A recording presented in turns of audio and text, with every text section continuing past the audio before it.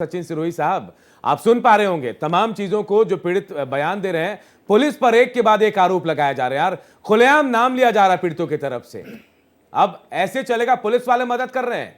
मैं आपसे ये कहना चाहूंगा, थोड़ा सा समय देना मुझे, क्योंकि मैं बहुत बातें कहना चाहता हूं। शॉर्ट में कहूंगा, 5-7 मिनट में खत्म कर दूंगा अपनी बातें। मेरा विषय यह है कि सबसे पहले तो उन पुलिस वालों पे कार्रवाई होनी चाहिए, जैसे अब्दुल रहमान सिद्दीकी पे हुई, सिविल लाइन थाना एसएचओ, जिसने 2019 में दिसंबर में एफआईआर आशा नेगी की नहीं लिखी गई। उससे पहले जो है आशा नेगी को मारा, बदर अख्तर सिद्दीकी ने मारा, और उसको खून के फुटेज भी है, उसके जो खून निकला हुआ। उसके भाई से बात होती रही, उसके बाद वो कनेक्शन टूट गया, मोबाइल पे कब्जा कर लिया बदर अख्तर सिद्दीकी ने, उसके जो और चीजें थी उस पर कब्जा करके बैठ गया, क्योंकि राज खुल ना जाए।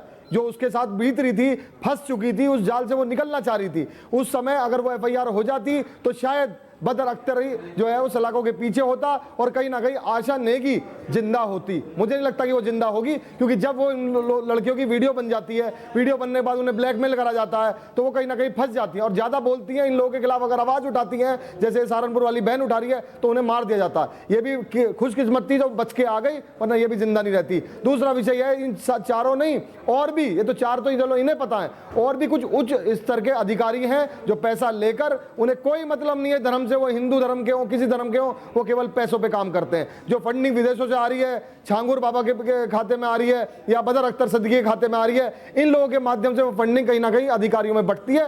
उन सारे अधिकारियों की जांच होनी चाहिए, उन सारे अधिकारियों पे कम सस्पेंड होने चाहिए, वरना ये धर्म बचने वाला नहीं है। 2047 जो गजवाइन का जो मिशन है, जिस तरीके से ये चल रहे हैं, हम इस मिशन को जितना हमसे हो सकेगा, हम इस मिशन को इनके नाकाम करके रहेंगे। और प्रदेश के मुख्यमंत्री योगी जी, आपके लॉ एंड ऑर्डर, आपका जो शासन चल रहा है वो आप बहुत बढ़िया चला रहे हैं, लेकिन जो ये नीचे के स्तर के जो एक भ्रष्ट अधिकारी हैं, वो चाहे, अरे एफआईआर क्यों नहीं करी आपने? एफआईआर आप एफआईआर लिखते, किसने गुमशुदगी लिखाने 2019 में आशा नेगी का भाई गया, आपने क्यों नहीं लिखी उस समय? जो है गुमशुदगी एसएसपी को भी दी और जगह भी दी, जहां तक दे सकते थे इन्होंने अपनी कार्रवाई करी, भटकते गए। यहाँ नहीं लिखी जाएगी मेरठ में, नोएडा रहती थी, नोएडा जाइए, अरे गुमशुदगी लिख देते। उसके बाद आपको लगता कि केस में एफआईआर लगा देते बाद में, आप अगर जांच में आपको सही पाया नहीं जाता। प्रदेश के मुख्यमंत्री से मेरी मांग है, अगर वो कहीं ना कहीं मेरी या पीड़िता की आवाज सुन रहे हैं भारत एक्सप्रेस के माध्यम से, तो मैं ये कहना चाहूंगा, सबसे पहले तो इन पीड़ितों को, जो मुख्य पीड़ित हैं, इन लोगों को, आशा नेगी का परिवार एक त्यागी परिवार है मेरठ का, 5-6 हिंदू लड़कियां संपर्क में तो मेरठ और आसपास के जिले से थी, जो गायब हैं, जो पता ही नहीं 2021 से 2019 से वो है कहां। लड़की जिंदा भी है, मर गई।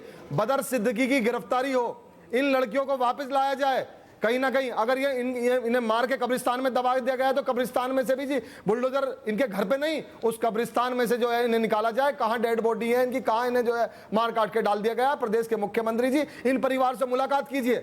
ये केवल उत्तर प्रदेश का विषय नहीं, पूरे देश भर का विषय है। मोदी जी के कानों तक भी अगर आवाज जा रही हो, तो मैं उनसे भी कहना चाहूंगा, हर स्टेट में हर मुख्यमंत्री को आदेश दे, और यह हल्के में ना लें। धर्मांतरण के जो मुकदमे होते हैं, कई मुकदमे हमने मेरठ में कराया, उसमें होता क्या, जैसे आरोपी गिरफ्तार कर लिया गया, उसके बाद वो विवेचना, वो जांच ठंडे बस्ते में पड़ गई। झांगुर जैसे लोग, बदर अख्तर सिद्दीकी जैसे लोग पता नहीं कब के गिरफ्त में आ जाते, लेकिन पुलिस जो क्या करती है, आरोपी जहां जेल में गया उसके बाप को नहीं पकड़ के लाएगी। छांगुर को और बदर अख्तर सिद्दीकी और इनके जो बाप गुर्गे और भी विदेशों तक में बैठे, उन तक जांच नहीं होगी, वो वहीं खत्म हो जाएगी।